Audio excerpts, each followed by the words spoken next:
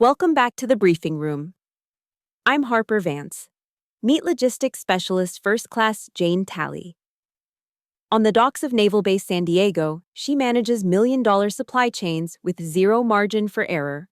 But inside her family's La Jolla mansion, she was treated as equipment left behind, invisible, undervalued, and erased to make room for a golden child brother who built his life on stolen valor. They thought they could buy her silence and bury her legacy. But they forgot one critical fact. A logistics specialist knows exactly where every single asset is buried. Jane didn't get made. She waited 3 years to execute the ultimate tactical audit on the people who betrayed her. This isn't just a story about inheritance. It is a masterclass in holding the line until the perfect moment to strike. The operation begins now. Let's get into it. I stood in the far corner of the expansive living room in La Jolla, San Diego, my back straight and my hands clasped firmly behind me in a formal standing-at-ease position. The air conditioning hummed a low, expensive tune, struggling against the heat of 30 bodies packed into a space designed for elite comfort. My Navy service khaki uniform was starched so stiffly that the creases felt as sharp as a combat knife, a stark, utilitarian contrast to the sea of flowing silk dresses and tailored Italian wool surrounding me. On my chest, the silver badge of a logistics specialist first class caught the dim, recessed lighting of the vaulted ceiling. But no one noticed.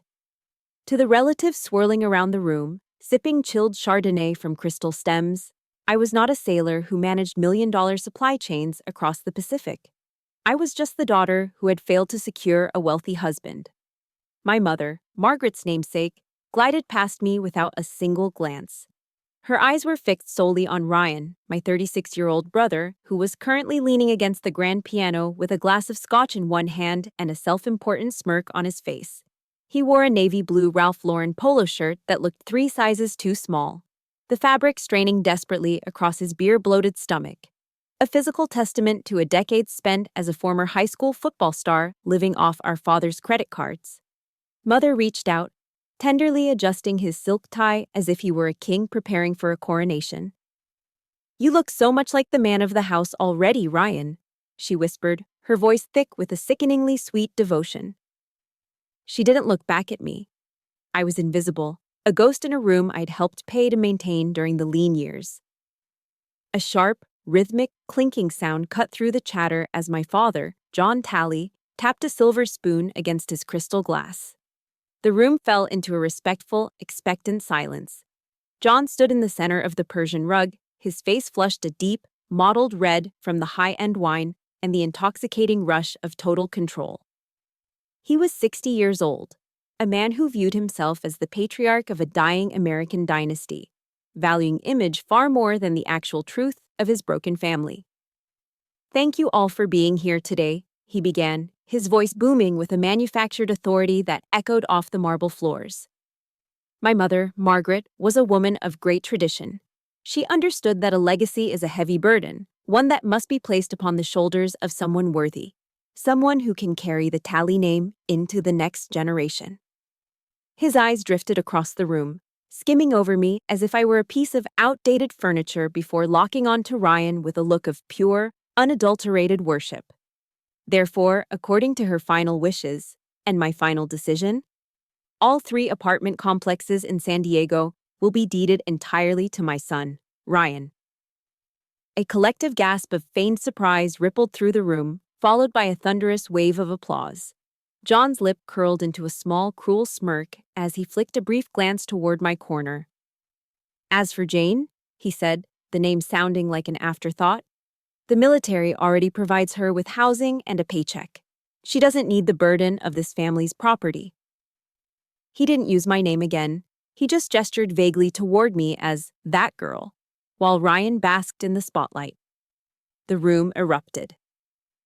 Ryan threw his hands into the air, chest puffed out as if he had just thrown a game-winning touchdown at the Super Bowl, instead of inheriting a multi-million-dollar fortune he hadn't earned. His fiancée, Brooke, an Instagram model who had spent the entire afternoon checking her reflection in the foyer mirror, shrieked with delight and planted a series of loud, messy kisses on his cheek. "Oh my God, Ryan, you're rich! We're actually rich!" she squealed, her voice piercing through the hum of the crowd. My mother was weeping now, wiping away tears of joy because her golden child finally had his throne. No one in that room asked why the daughter in uniform, the one who had spent her leave days caring for her dying grandmother, was being left with nothing.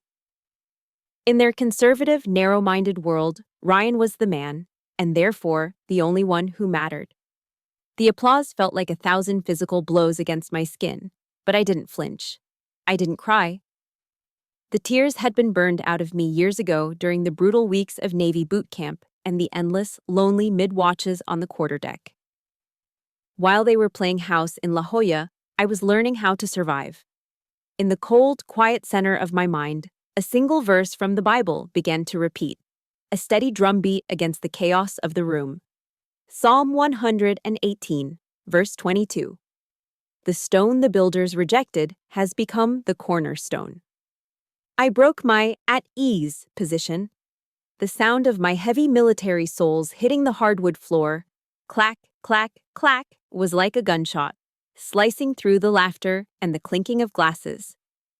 I walked straight through the crowd, my eyes fixed on Mr. Hollis, the family lawyer who was currently standing by the buffet table, nervously dabbing a linen handkerchief against his sweating forehead. He looked at me, and for the first time that evening, I saw a flicker of genuine, raw fear in someone's eyes. I stopped inches from him, my posture perfect, my presence filling the space with the icy discipline of a petty officer inspecting a deficient armory. Mr. Hollis, I said, my voice low, steady, and colder than a San Diego winter gale. The room began to go quiet again, the guests sensing a shift in the atmosphere they couldn't quite explain.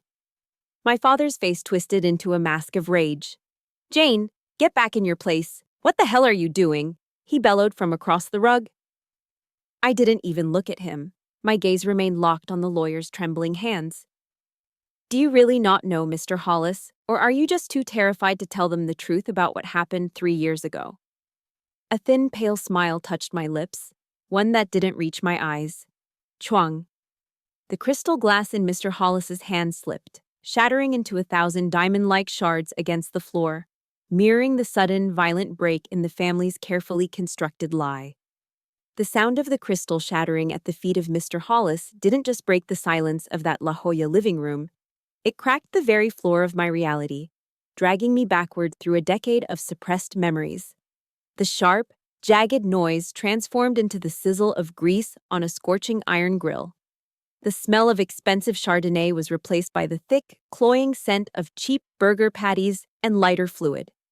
10 years ago, I was 22 years old. It was a Saturday in July, and the San Diego sun was a relentless weight on my shoulders. It was my birthday, but you wouldn't have known it by looking at our backyard. My parents had decided to throw a massive barbecue, not to celebrate my birth, but to toast Ryan's promotion. My father had officially appointed him as the property manager for the family's rental units, a job that mostly consisted of Ryan driving around in a company truck and collecting checks that our father had already authorized. While 30 of Ryan's former high school football teammates and their girlfriends lounged by the pool, I stood over the grill. My face was streaked with soot and sweat, my eyes stinging from the charcoal smoke. I was the cook, the server, and the janitor. I looked down at my feet. I was wearing a pair of Ryan's old cross trainers, 2 sizes too big, the heels stuffed with napkins just so they wouldn't fly off while I worked. Ryan, meanwhile, sat under the shade of the patio umbrella, sporting a brand new pair of limited edition Nike cleats that cost more than I made in a month at my part-time library job. I saw my mother standing near the cooler, her hand wrapped around a salt-rimmed glass of margarita. I wiped my hands on my apron and approached her, my heart hammering against my ribs. I only needed $500. That was the exact amount for the summer community college course I needed to finish my degree. "Mom," I whispered, trying to keep my voice below the roar of the music. "About that tuition money we talked about. The deadline is Monday." She didn't even lower her glass. She just turned her head slightly, her eyes shielded by designer sunglasses, and frowned. "Jane, really? Don't be so selfish. This is Ryan's big day. And besides, he had a blowout on the freeway this morning. He needs 4 new tires for the Raptor. You're the one who's always so good at enduring the hard stuff, honey. You can just figure it out yourself. You always do. In that single moment, the word resilience ceased to be a compliment. It was a weapon they used to justify their neglect. Because I was strong enough to survive their indifference, they felt no obligation to offer me love. An hour later, Ryan stumbled over to the grill, reeking of IPA and self-importance. He slapped a heavy, sweaty arm across my shoulders, nearly knocking me into the hot coals. "Great burgers, Janie," he slurred, his eyes glazed and unfocused. "Hey, where's the cake? My boys are starving for some sugar." He didn't remember. He didn't even know it was my day. To him, the entire world was a stage built for his benefit, and I was just the stagehand responsible for the catering. My father walked over then, laughing as he clapped Ryan on the back. "That's my boy. That's a real Talley man right there." Something inside me didn't just break. It evaporated. It was the final link in the chain of expectation. I realized that I could bleed myself dry. I could carve my own heart out and serve it on a platter to this family. And I would still be nothing more than the shadow in Ryan's peripheral vision. I wasn't their daughter. I was a non-salaried domestic servant. I waited until 3 in the morning. While the house echoed with the rhythmic snores of my drunken brother and the quiet hum of my parents' central air, I packed a single duffel bag. I didn't take much. A few changes of clothes, my high school diploma, and a worn paperback book on military discipline I had bought with tip money. I didn't leave a note. Why bother writing a goodbye to people who wouldn't even notice I was gone until they realized the dishes were stacking up in the sink? I drove my old rusting sedan straight to the San Diego Navy recruitment station. The neon light in the window flickered against the pre-dawn mist. The recruiter, a grizzled chief with coffee-stained teeth, looked at my red-rimmed eyes and my set jaw. "What are you looking for, girl?" he asked, leaning back in his swivel chair. "I'm looking for a place where I'm judged by the sweat I put in," I told him, my voice cracking but my gaze held steady. "I want a place where merit matters more than who your father thinks is the man of the house." 3 months later, I was at Great Lakes, Illinois.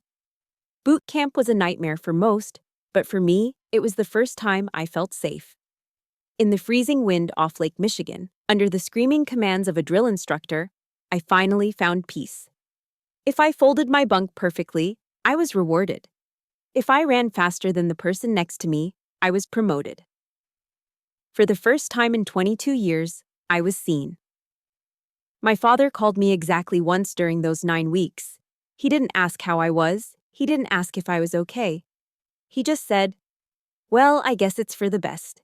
It's one less mouth for me to feed, and now I can put those resources toward your brother's new business venture." That phone call killed the girl named Jane, who wanted her father's approval. In her place, it gave birth to Petty Officer Jane Talley, a woman who would never, ever let another human being make her feel invisible again. Hi everyone, Harper Vance here. Writing that scene of Jane standing all alone by the grill on her own birthday, it really pulled at my heartstrings. I think many of us have felt like the rejected stone within our own families at one point or another, haven't we? If you feel for Jane, or if you simply want to send some strength her way as she begins her journey to reclaim justice, please hit the like button and share your thoughts in the comments. Just type the word "encore" or the word "strong" so I know you are still standing there with her. Your support is the greatest motivation for me to keep telling this story. At Naval Base San Diego, the air is thick with the heavy industrial scent of salt spray and diesel fuel, a perfume of productivity that I have grown to cherish more than any designer fragrance in my mother's vanity. I am Petty Officer Jane Talley, an LS1, a logistics specialist first class. Within the cavernous steel walls of the supply warehouse, my colleagues call me Eagle Eye because nothing escapes my notice. My world is built on the foundation of absolute, uncompromising accountability. I manage the complex, high-stakes supply chain for a fleet of Arleigh Burke-class destroyers docked along the piers. In the Navy, there is zero room for error. A single missing Grade 8 bolt can sideline a billion-dollar warship, rendering it useless in a moment of crisis. I thrive in this environment of cold, hard precision. In my world, 1 plus 1 always equals 2. There is no rounding up or creative accounting to soothe an inflated ego or cover for a mistake. This is the exact clinical opposite of how my father has managed the crooked, chaotic ledgers of his family business for over 30 years. I stand tall amidst rows of heavy metal shelving that reach toward the ceiling, my handheld scanner emitting a sharp, satisfying bleep with every inventory check. As I verify critical radar components and engine parts, I feel a sense of genuine power flowing through my veins, the power of competence. Here, my value is not determined by my gender, my looks, or my ability to snag a wealthy husband in a San Diego country club. It is measured in raw, undeniable efficiency. Earlier today, Captain Miller stopped his rounds to review my latest audit, his eyes scanning the columns of perfect data on my screen. He looked up, a rare, genuine smile of approval on his weathered face, and clapped a firm hand on my shoulder. "Outstanding work, Talley. You truly are the backbone of this entire outfit," he said. It was a simple sentence, only 10 words long, and yet it carried more emotional weight than anything my parents had said to me in 3 decades. For a brief, shining moment, the constant cold ache of rejection in my chest was replaced by the sudden, fierce warmth of finally being seen. Despite the stark, simple fact that the naval base is only a 20-minute drive from my parents' sprawling mansion in La Jolla, the emotional distance between us is a frozen, impassable ocean. My phone rarely ever vibrates anymore with the names of my family members, and when it does, it is never a call of affection. Every communication is a cold, one-sided transaction. My mother's voice usually crackles over the speaker, sounding as sweet as saccharin and just as artificial. "Jane, honey," she said during her last short call, "Ryan decided he needs a brand new 80-inch television for the upcoming football season. If you buy it at the PX, you know, that military store on base, it's tax-free and 20% cheaper. Just be a dear and bring it over this weekend, okay?" I have been reduced to a mobile discount card in their eyes, a convenient tool to be utilized for their comfort and then ultimately discarded when the job is done. There is never a single question about my safety, my stress, or my life. I still complied that Saturday, driven by a lingering, pathetic hope that maybe, just maybe, things would finally be different if I were helpful enough. I spent my morning lugging the massive, heavy box into the bed of my truck and hauled it into their foyer. The house smelled of expensive vanilla candles and filtered air. Ryan was sprawled across the designer leather sofa, a bag of greasy potato chips resting on his stomach. He didn't even have the basic decency to stand up or offer a hand with the heavy load. "Just shove it over there in the corner, little sis," he mumbled without ever looking up from his phone.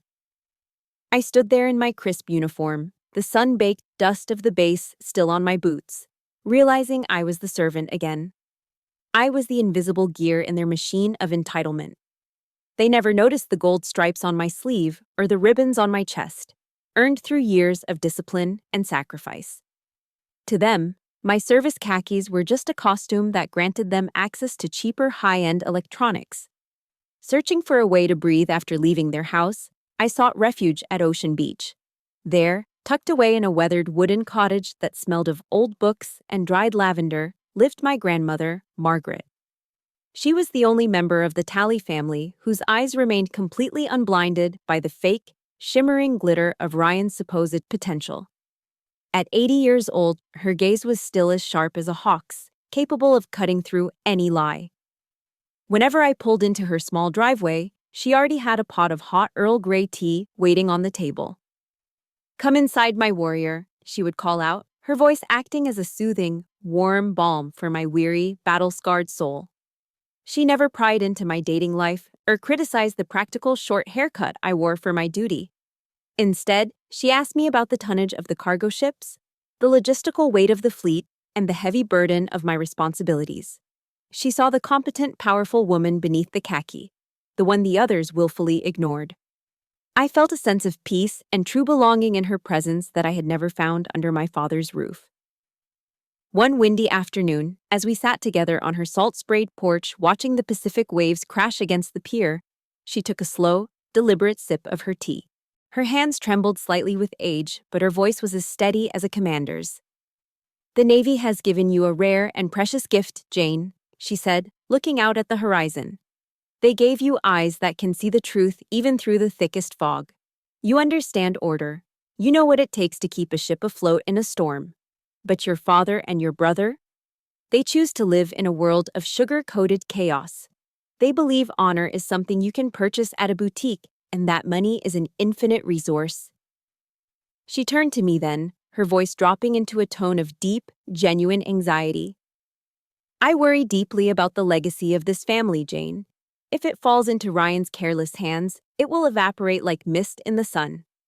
I need a watchman. I need a protector. I need a soldier who knows how to guard what is valuable." At the time, I didn't fully grasp the weight of her words. I simply thought she was reflecting on her old age. I had no idea she was actually preparing me for a full-scale war against my own flesh and blood.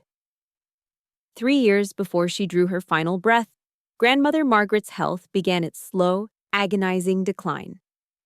It was a humid Saturday afternoon when I drove my Ford F-150 away from the base, the disciplined structure of my military duty fading in the rearview mirror as I headed toward the salt-worn streets of Ocean Beach.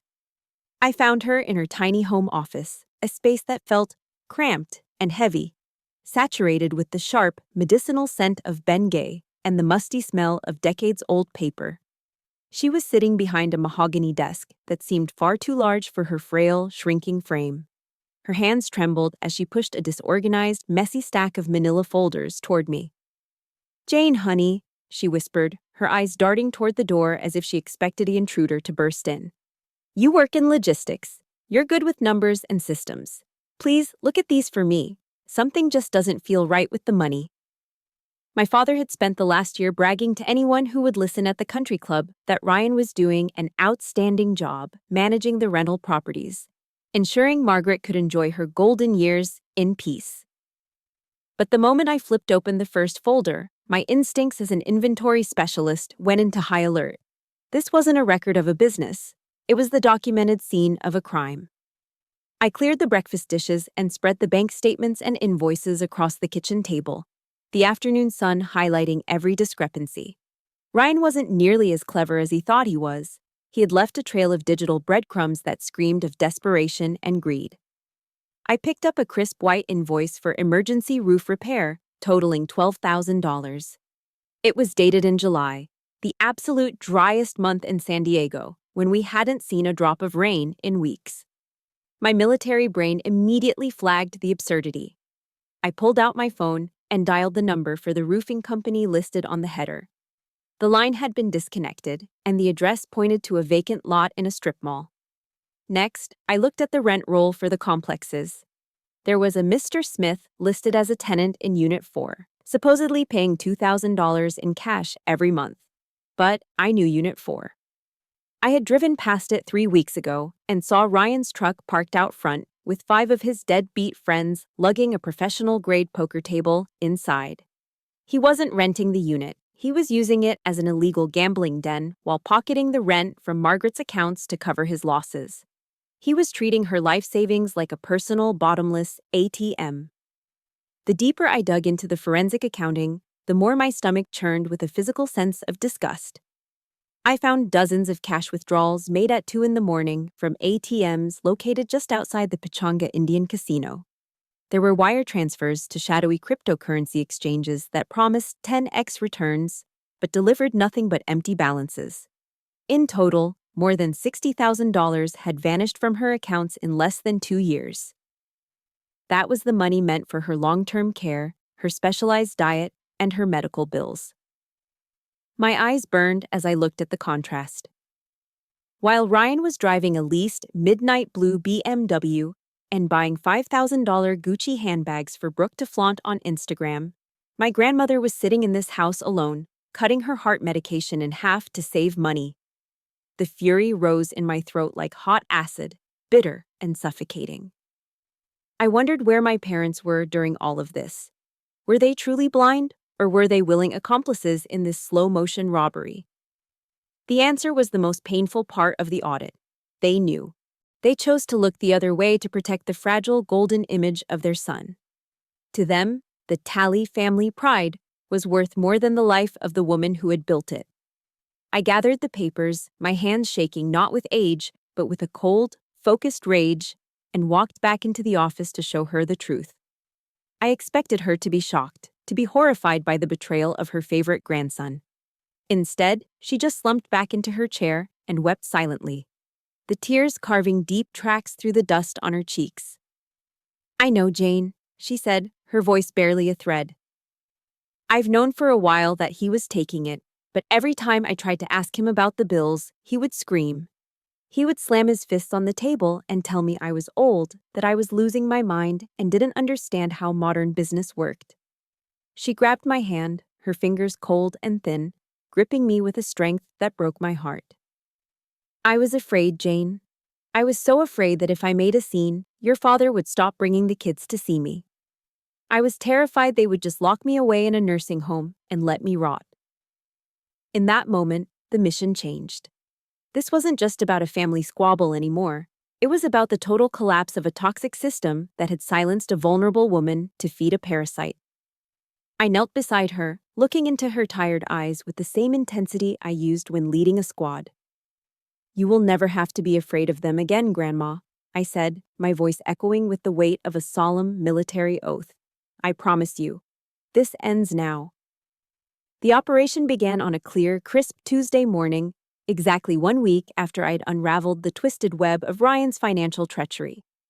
I had requested special leave from the base, citing urgent family matters, and traded my stiff navy khakis for a nondescript pair of blue jeans and a dark hoodie. I drove my silver Ford F-150 through the back alleys of Ocean Beach, killing the engine and coasting to a stop near Grandmother Margaret's rear garden gate. I knew the terrain. I knew that Ryan had recently installed high-definition ring cameras at the front and side entrances, claiming they were for Grandma's safety, though we both knew they were electronic leashes meant to monitor her every visitor. We moved with the practiced efficiency of a tactical extraction team. Dylan, my 19-year-old cousin, and the only other person in this family whose soul hadn't been corroded by greed, met me at the door. Together, we gently helped Margaret into the passenger seat of the truck. She was dressed in her finest Sunday coat, clutching her vintage leather handbag as if it contained the crown jewels. She didn't look like a frail victim anymore. She looked like a high-ranking officer preparing for a decisive strike. We didn't head toward the plush, mahogany row offices of Mr. Hollis in La Jolla. He was my father's man, a puppet on a string. Instead, we drove 40 miles north, deep into the quiet professional complexes of North County, toward a specialized estate law firm I'd vetted with the same intensity I used for military suppliers. Inside the quiet, sun-drenched law office in Carlsbad, Grandmother Margaret performed an act of legal defiance that would eventually reshape our entire family's future. She sat across from a stern, sharp-eyed attorney named Sarah Vance, who specialized in ironclad asset protection. Margaret had made a brilliant, tactical decision. We weren't there to write a simple will. In the American legal system, a will is a fragile document, easily challenged and dragged through the grueling public ordeal of probate court, a place where my father and Ryan could use their influence to bleed the estate dry with legal fees. Instead, Margaret opted for a revocable living trust. The attorney's voice was calm and clinical as she explained the gravity of the paperwork. "Mrs. Talley, by signing this document, you are effectively moving all 8 of your properties, valued at over $4 million, out of your personal name and into the Margaret Talley Living Trust. Jane Talley will be named as the sole successor trustee and the 100% primary beneficiary. From this moment forward, John and Ryan Talley will have zero legal authority over these assets. Not now, and certainly not after you pass." Margaret didn't hesitate for a single second. Her hand, usually so tremulous when she held a teacup, was as steady as a surgeon's as she signed her name. She was stripping the power from the parasites before they could sell the very roof over her head to fund another round of bad bets and Gucci handbags. Once the red notary stamp had dried and the documents were safely tucked into a heavy-duty military-grade folder, Margaret turned to me. The atmosphere in the room shifted, growing heavy with the kind of solemnity you only find on a Navy bridge during a storm. Her eyes were no longer clouded with the elderly fear Ryan had spent years cultivating. They were piercing, commanding, and filled with a fierce, ancient wisdom. "Jane, look at me," she said, her voice dropping into a tone that demanded absolute attention.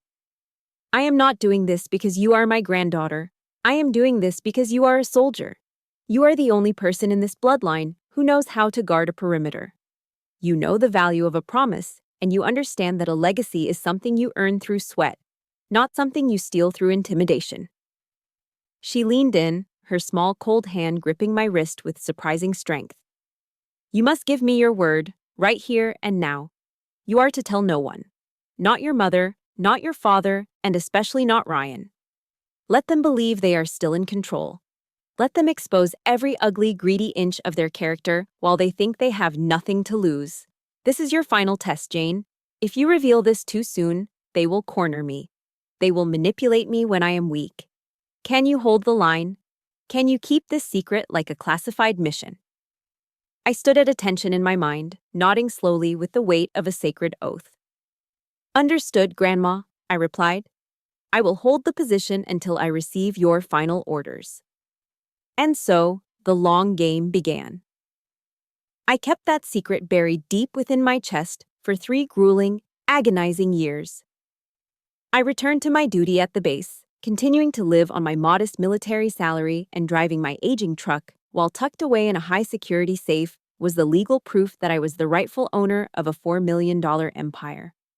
I endured 3 more years of being the black sheep and the loser in the eyes of my parents.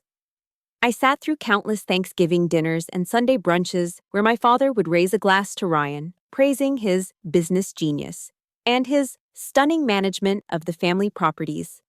I watched Ryan grow increasingly arrogant, strutting around like a king, while he continued to siphon off my grandmother's dignity. I listened in silence as my mother sighed about how unfortunate it was that Jane didn't have her brother's ambition or his flair for the high life. Every time they looked at me with pity or thinly veiled contempt, I simply took a sip of my water and felt the cool, hard reality of the trust documents in the back of my mind. I watched the enemy dig their own grave, one arrogant lie at a time. I realized then that silence wasn't just a sign of discipline, it was the most lethal weapon I possessed. While they were playing at being royalty in their rented suits and leased cars, I was the ghost in the machine, the watchman in the shadows, waiting for the perfect moment to execute the final command. I wasn't just a daughter they had forgotten, I was the landslide they never saw coming. 2 days after we laid my grandmother to rest in the sun-drenched earth of San Diego, my mother called me. Her voice over the phone was a masterclass in artificial sweetness, a saccharine tone she only reserved for the most delicate of manipulations. "Jane, honey," she had cooed, "come over for dinner tonight, just the 4 of us. We need to be together to remember your grandmother. No stress, just family." Against my better judgment, a small, fragile part of me, the 22-year-old girl who still craved a seat at their table, wanted to believe her. I wanted to believe that in the wake of such a profound loss, the Talley family might finally find its heart. I arrived at the La Jolla mansion still wearing my salt-stained khakis from a long shift at the base, my spirit weary from grief. But as I stepped through the heavy mahogany front doors, I didn't find candles or flowers or a photo of Margaret. I found a battlefield. The air in the dining room was thick, not with the comforting aroma of a home-cooked pot roast, but with a cold, clinical tension that made the hair on my arms stand up. A thick stack of legal documents sat precisely in the center of the oak table, positioned like a landmine, waiting for a careless step. My father, John, sat at the head of the table, his face a mask of stern, uncompromising authority. Ryan was sprawled in his usual chair, his feet got in expensive leather loafers hooked over the velvet upholstery, his eyes glued to a sports betting app on his phone. My mother was busy pouring tea with a frantic, nervous energy, her eyes darting everywhere except toward mine. "Sit down, Jane," my father barked, his voice echoing with a manufactured gravity. "We need to settle the matter of the estate before the formal reading this weekend.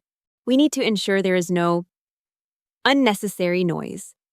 He didn't offer me a plate. He didn't ask how I was coping with the loss of the only woman who truly loved me. Instead, he slid the document across the polished wood toward me. It was titled Waiver of Inheritance and Non-Contest Agreement. My eyes scanned the legalese, settling on a figure that felt like a slap to the face: $10,000. That was the price they had set for my silence. That was the value they placed on my entire existence within this bloodline.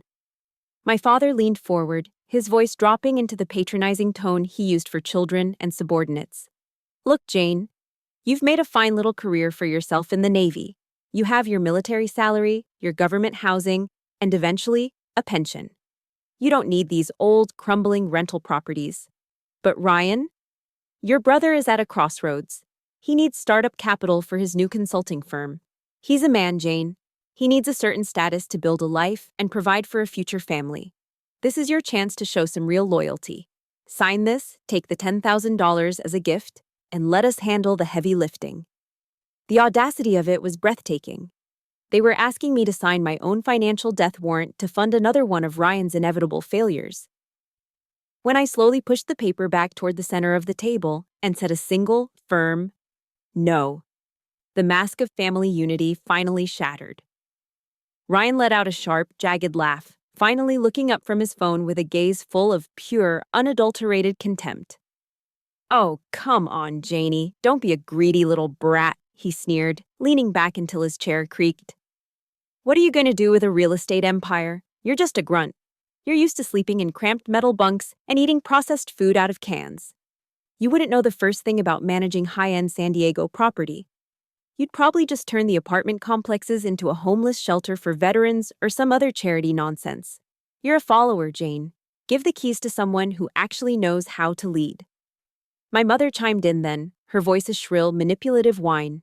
Jane, why are you being so difficult? Think of your brother's potential. He's the hope of this family. You've always been the strong one, the one who can handle the hard stuff.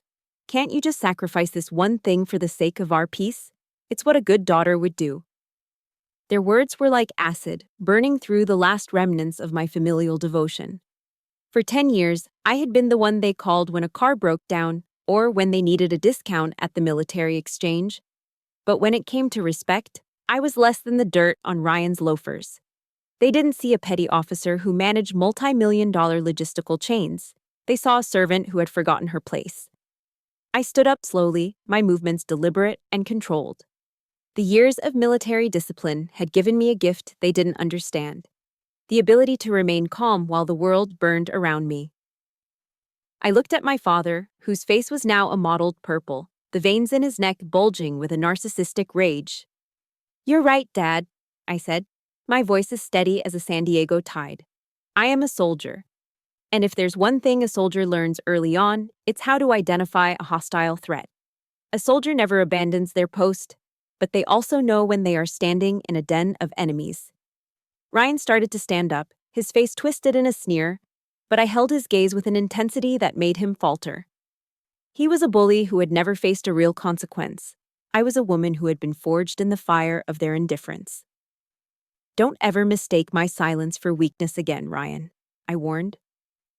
I turned my back on them, walking toward the door without looking back at the $10,000 bribe still sitting on the table. My father's voice roared behind me, a desperate attempt to reclaim a power he had already lost. If you walk out that door, Jane, you are dead to this family. Do you hear me? You'll be nothing but a stranger to us. I didn't stop. I didn't flinch. I walked out into the cool evening air of La Jolla, the sound of the heavy door slamming behind me acting as the final punctuation mark on a 30-year sentence. I was no longer a daughter, a sister, or a black sheep. I was a woman with a secret trust, a military-grade plan, and absolutely nothing left to lose. The war had officially moved from the shadows to the front lines. Thank you so much for following Jane through this heart-wrenching moment. Seeing her own parents try to bribe her for $10,000 while insulting her service, it's enough to make anyone's blood boil, isn't it? If you've ever had to say enough to people who only saw you as a tool, or if you're cheering for Jane as she walks out that door to start her own fight, please hit the like button and share this journey. To show Jane your support, just type the word enough or type the word justice in the comments.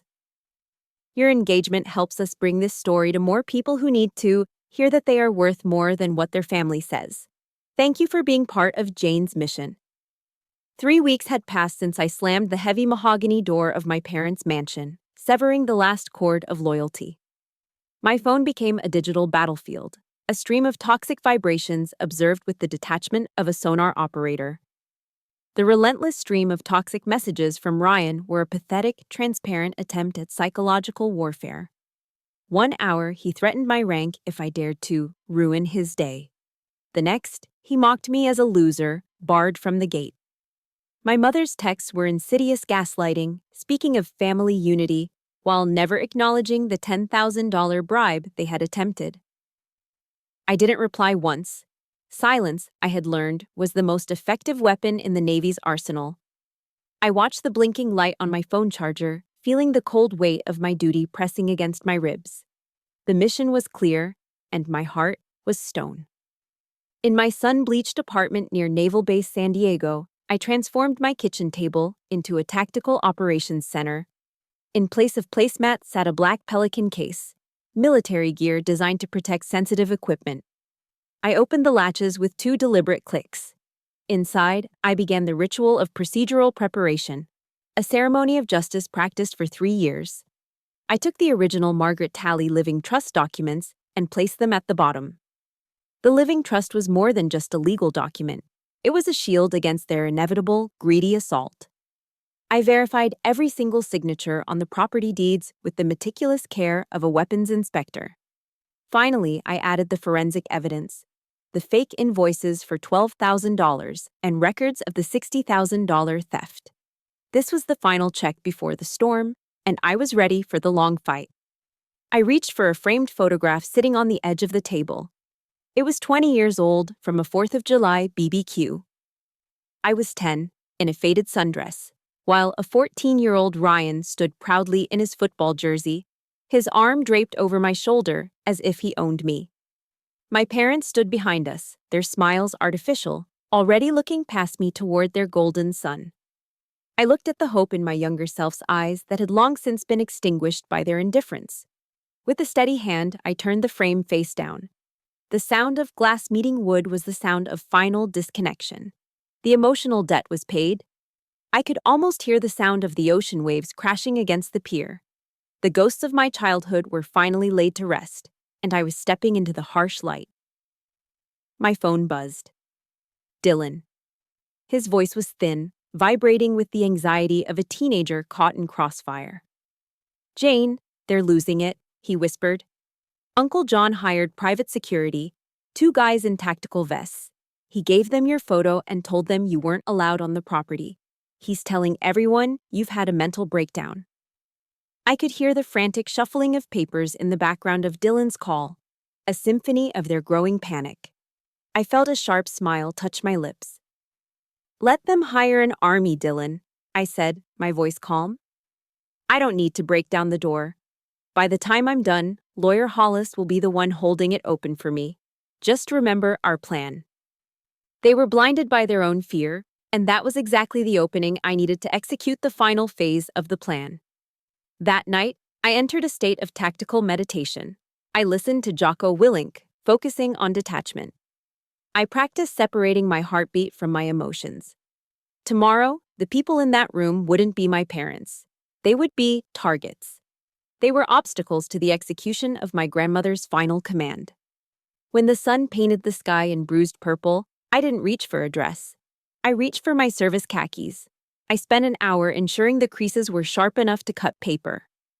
I polished my silver logistics specialist badge until it shone. Every ribbon on my chest represented a year of my life they had tried to diminish. This uniform was my armor, a reminder that I belonged to something more honorable. I stood before the mirror, the cold fabric anchoring me to my purpose, and I whispered a single, definitive word. Deploy now. I drove my Ford F-150 through the tree-lined streets of La Jolla. As I turned onto the gravel driveway, I saw the security guard in a black tactical vest. He stepped into the path, raising his hand to stop me. I rolled down my window, my gaze locking onto his with an authority that made his posture waver. I pulled my leather-bound military ID folder from my pocket and held it firmly. I am Petty Officer Jane Talley of the Navy, I said, my voice projecting with the steel of a command deck. I am here on a legal matter regarding federal asset verification. If you obstruct me, you are interfering with a multi-million-dollar legal execution. Your choice. The guard hesitated, looked at my uniform, then stepped aside. The white gravel dust swirled in my side mirrors as the massive iron gates of the estate loomed ahead of my truck. I pressed the accelerator. The sound of tires crushing white gravel was a rhythmic countdown. 10, 9, 8. Deploying now. The shard of crystal glass at Lawyer Hollis's feet acted as the starting pistol for the final collapse of the Talley family lie. The room, which only moments ago had been buzzing with the predatory, drunken excitement of Ryan's supposed inheritance, fell into a vacuum of ice-cold silence. 30 pairs of eyes, once filled with dismissive pity for the daughter in uniform, were now locked on me. I didn't wait for permission. I didn't wait for my father to regain his manufactured composure. I stepped out of the shadows of the corner, the weight of the black pelican case in my right hand feeling like the ultimate tactical advantage. I walked directly to the center of the mahogany dining table, where a large silver platter of shrimp cocktail sat as a centerpiece of their vanity. With one swift, dismissive motion of my hand, I swept the platter aside. The sound of silver hitting the floor and the sight of expensive appetizers scattering across the white lace tablecloth didn't faze me. Clack, clack. The dual latches of the pelican case echoed through the vaulted ceiling like the heavy chambering of a round in a shotgun. I reached inside and pulled out the original Margaret Talley Living Trust documents. I didn't hand them to my father. I held them high, the blood-red notary seal catching the recessed lighting like a warning flare. You told this room that the estate belongs to Ryan because he's a Talley man? I asked, my voice projecting with the steel and volume of a command deck during a gale. You're dead wrong. 3 years ago, Grandmother Margaret realized that the legacy she built was being bled dry by a parasite. She knew exactly what you were doing, John. So she moved every single property, all 8 apartment complexes, into this trust. And I am the sole successor trustee. I am the 100% primary beneficiary. Ryan doesn't own a single brick, a single shingle, or a single square inch of San Diego real estate. My father's face underwent a violent transformation, shifting from a mottled, wine-soaked red to a ghostly, translucent white. His hands, which had been so steady while he toasted his golden sun, began to shake with visible, uncontrollable tremors. Ryan's reaction was the frantic, desperate outburst of a bully who had finally run out of runway. He let out a guttural, animalistic roar of pure entitlement and lunged across the table. You lying bitch! You faked it! You manipulated her when she was dying and senile. He reached for the trust documents, his fingers clawing at the air, intent on shredding the truth into pieces. But Ryan was a man who spent his afternoons at bars and his nights in casinos. I was a woman who had been forged by the Pacific Fleet and trained in the brutal discipline of hand-to-hand combat. I caught his wrist mid-air with a grip like a steel vise. With a sharp, practiced twist of my hips and a deliberate flick of my forearm, I applied a standard military-grade wrist lock. Ryan's knees hit the hardwood floor with a heavy, sickening thud, a cry of genuine, high-pitched pain escaping his lips. She wasn't confused, Ryan, I hissed, leaning down so the cold edge of my words cut directly into his ear. She was terrified of you. She watched you steal $60,000 from her heart medication and nursing care funds just to pay off your gambling debts at the Pechanga Casino. Did you really think she was too old to see a thief in her own house? I didn't stop there. I reached back into the Pelican case and pulled out the thick stack of bank statements I had painstakingly audited over 3 long years. I tossed them onto the table like a winning hand of cards. Does anyone else in this room want to see where the Talley legacy actually went? I addressed the crowd, my gaze sweeping over the aunts, uncles, and family friends who had spent the evening praising Ryan's supposed business genius. He didn't manage anything. He looted it. He took Grandma's medicine money. While he was buying Gucci handbags for Brooke and leasing BMWs, his grandmother was sitting in a house that smelled of medicated oil, cutting her pills in half to make them last another week. The room erupted into a chaotic cacophony of whispers and gasps. Brooke, the Instagram model who had been clinging to Ryan's arm as if it were a winning lottery ticket, recoiled in visible disgust. She looked at the bank statements, then at Ryan's pathetic, crumpled form on the floor, and slowly began to back away toward the foyer, her eyes searching for the nearest exit. My father had collapsed back into his high-backed chair, his posture suddenly that of a hollow, defeated old man. He wasn't mourning his mother. He was mourning the death of his own ego and the loss of the power he thought he could delegate to his son. He looked at Lawyer Hollis, his eyes pleading for a legal loophole or a convenient lie. But Hollis, having finally grabbed the documents and read through the notarized pages, was pale and sweating profusely under the chandelier. "John, I'm sorry," Hollis whispered, his voice cracking with the realization of his own obsolescence. "These are ironclad. They've been recorded with the county clerk's office for years. Jane, she's the legal owner of everything. Legally speaking, we are all currently guests in her house." That statement was the final nail in the coffin of the Talley family pride. The silence that followed was heavy, suffocating with the weight of 30 years of injustice finally being corrected in a single afternoon. I looked at the relatives who had sneered at my service khakis. Now, they wouldn't even dare to meet my eyes. "This party is officially over," I announced. "And Ryan, you have exactly 30 days to vacate apartment number 1. I'll be sending a professional locksmith on the 1st of the month." I didn't stay to watch them scramble for excuses or try to salvage their shattered reputations. I gathered my documents and snapped the Pelican case shut with a final, echoing thud. As I turned to leave the room, my mother rushed toward me, her face a mask of desperate, manipulative sorrow. She grabbed my arm, her fingers digging into the stiff fabric of my uniform sleeve. "Jane, stop. You can't do this. He's your brother. Where will he go? He doesn't know how to work. He's never had to. You're going to throw him on the street like a common criminal?" I looked down at her hand, then up into her eyes that had never once looked at me with a shred of genuine pride or love.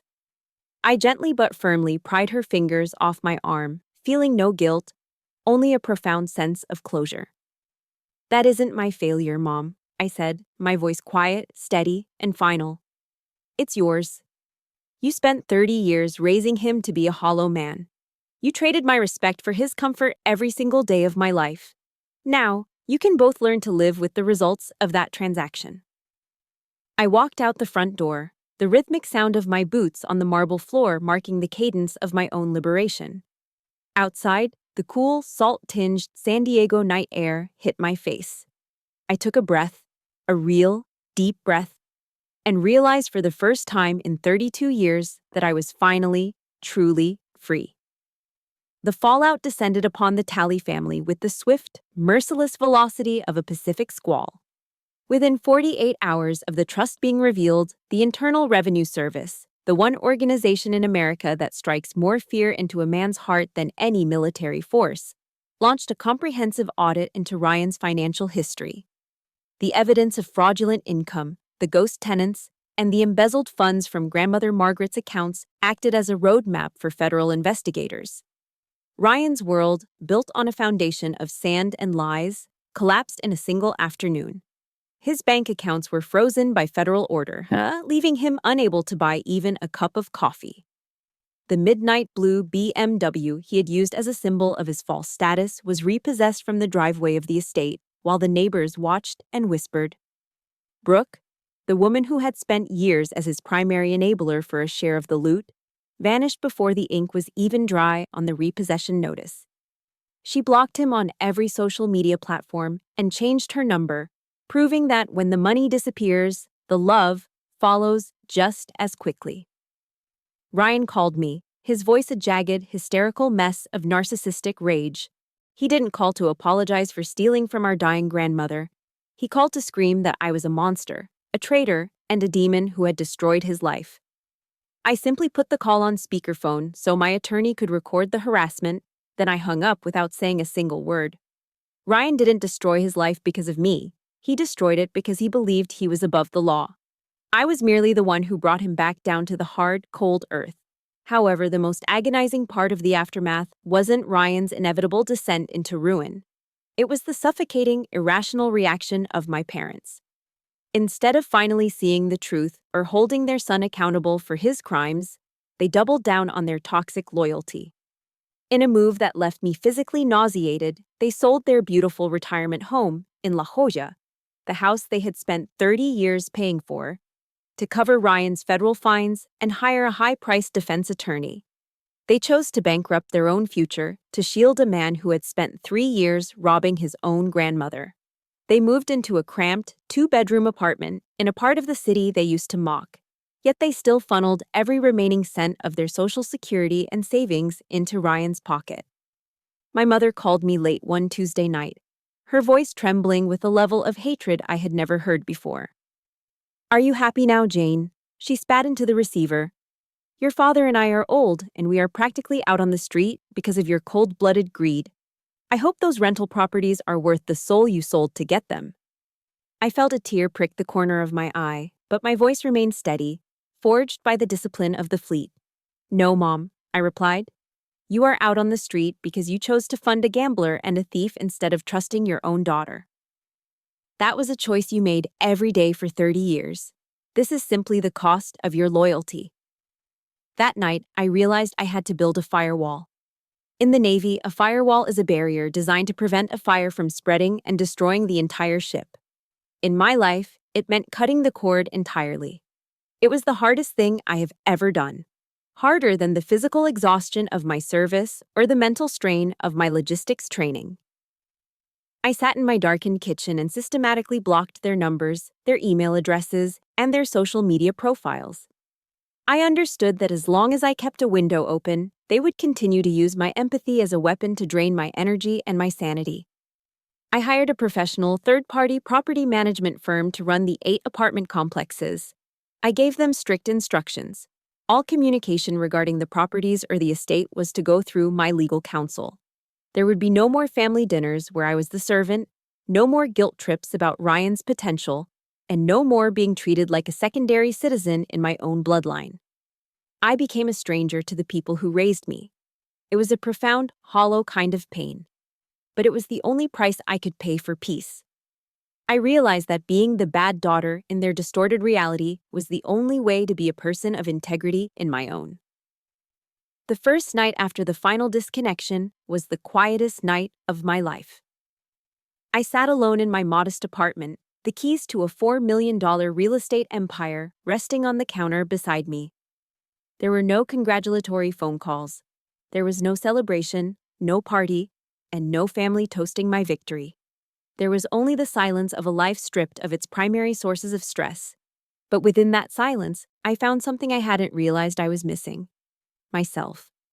I was no longer holding my breath, waiting for a father who would never be proud of me. I was no longer shrinking myself to fit into the shadow of a brother who didn't deserve my light. I was free.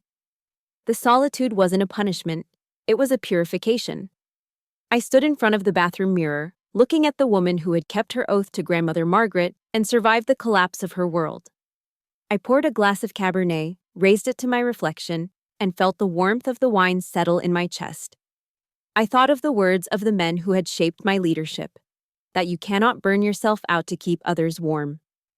I took a sip and whispered to the empty room, to the truth, to Jane, to being finally, undeniably, free.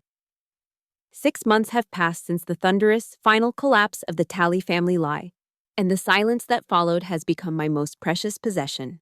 I didn't sell a single one of grandmother Margaret's properties, despite the desperate, clawing offers from corporate developers looking to flip them into glass and steel condominiums for the city's elite. Instead, I applied the same cold, tactical efficiency I learned in naval logistics to a much higher, more personal purpose.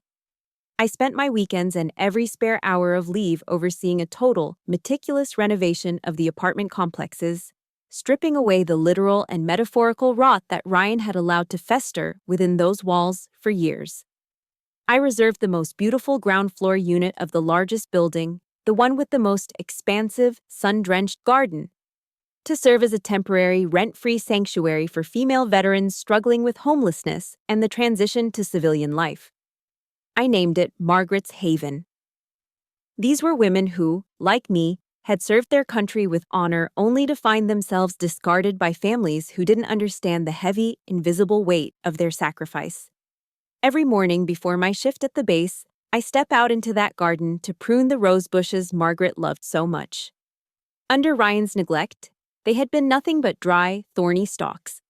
But with proper care and military-grade discipline, they are now blooming in vibrant, defiant shades of crimson and gold.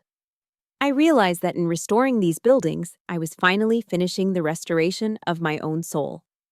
The nurturing care I'd spent 30 years desperately craving from my mother, I was finally able to provide for myself, for my garden, and for my sisters in arms. One quiet Sunday afternoon, while I was picking up groceries at a local market in a part of town far from the gilded, hollow cages of La Jolla, I turned the corner of the produce aisle and found myself standing 3 feet away from my father. The transformation in him was staggering, a physical manifestation of his internal decline. In just half a year, he seemed to have aged a full decade. The sharp, tailored suits were gone, replaced by a faded, wrinkled polo shirt and a look of permanent, hollow exhaustion. He saw me, standing there in my workout gear, healthy, radiant, and projecting a sense of peace he had never been able to buy. And he froze mid-step. For a long, heavy moment, the air between us was thick with the ghosts of 30 years of silence.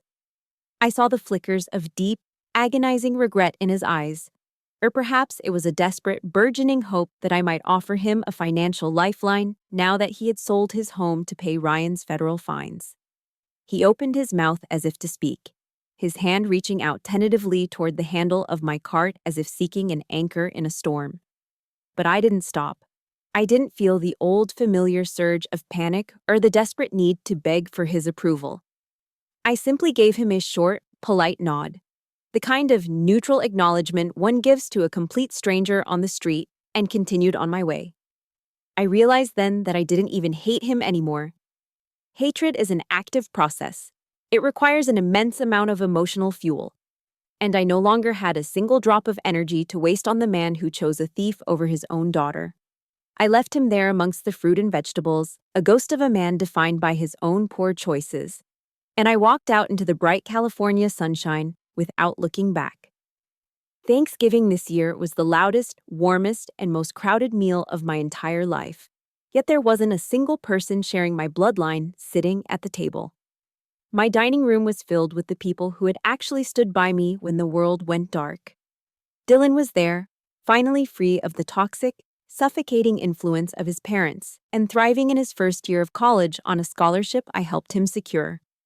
Lawyer Hollis was there too, no longer a puppet for my father, but a genuine friend who treated me with a level of professional respect I had once thought was impossible to earn. Beside them sat 3 of the women from Margaret's Haven, their faces lit by the warm, flickering glow of the candles as we shared a massive roasted turkey and swapped stories from our time in the service. There was no one there to criticize my career, no one to compare me unfavorably to a golden brother, and no one to weaponize my sense of duty against me. This was my chosen family. I looked around the table and realized that while blood might be the biological requirement for birth, only love, integrity, and mutual respect can build a home.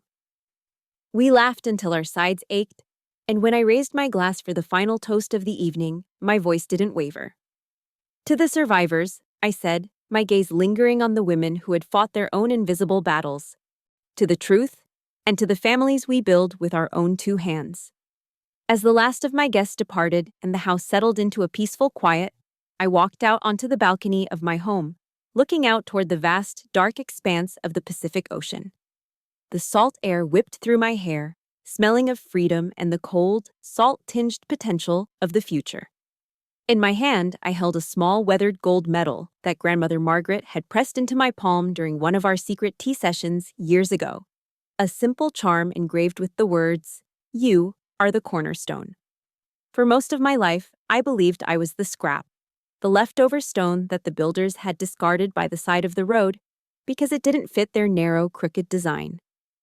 I thought I was a failure because I couldn't be the perfect, silent daughter they wanted me to be. But the military had taught me that the strongest, most enduring structures are built from the most resilient materials. The years of rejection and the fire of their betrayal hadn't destroyed me. They had refined me into something unbreakable. I am Jane Talley. I am a first-class petty officer. I am the protector of a legacy. And I am the sole architect of my own destiny. I looked toward the horizon, where the first faint glow of dawn was beginning to bleed into the sky, promising a day that belonged entirely to me. The cornerstone wasn't missing. It had been here all along, waiting for the right foundation. This is my new morning, and for the first time in 32 years, I am exactly where I am supposed to be. The journey of Jane Talley serves as a powerful reminder that our worth is never a commodity to be appraised by others, especially those who seek to diminish us for their own gain. The most profound lesson here is the strength found in radical self-reliance and the courage to stop enabling toxic cycles. When we cultivate the discipline to guard our own boundaries with the same ferocity we guard our dreams, we transition from being a victim of circumstance to the architect of our own destiny. True healing begins when we finally choose integrity over hollow approval. Jane's story has reached its dawn, but the conversation is just beginning. How many of us have felt like the discarded stone in our own lives, only to realize we were the cornerstone all along? If Jane's courage to stand alone against the tide of betrayal moved you today, please show your support by hitting that like button and subscribing to the channel. We want to hear from you. Leave a comment with the word "stronger" if you are choosing to stand in your truth today. Your engagement helps us share these vital stories of resilience.